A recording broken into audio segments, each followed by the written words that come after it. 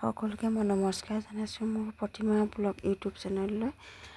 মই আজি ব্লাউজৰ পাইপিং লগাম।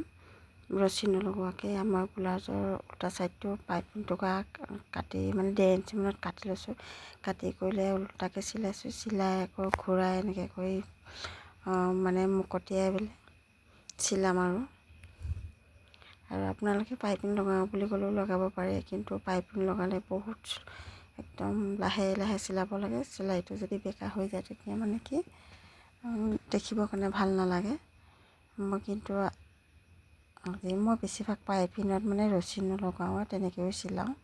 সেইকাৰণে আপোনালোককো অলপ মানে দেখাই দিলোঁ আৰু মইনো কেনেকৈ চিলাওঁ। পাইপিং ৰছী নলগোৱাকৈ ব্লাউজৰ পাইপিং লগাওঁ। আৰু যদি মোৰ ভিডিঅ'টো চাই ভাল লাগিছে ছাবস্ক্ৰাইব কৰি দিব।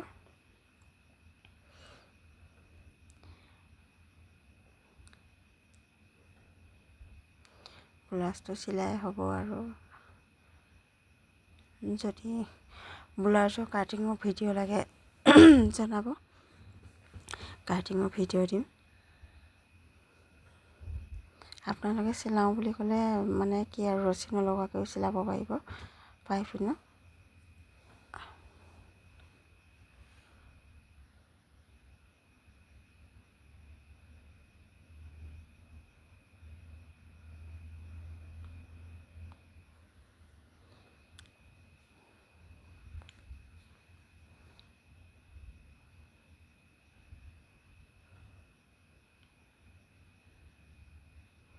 আৰু মোৰ কমপ্লিট হৈ গ'লগৈ পাইপিংটো লগোৱা।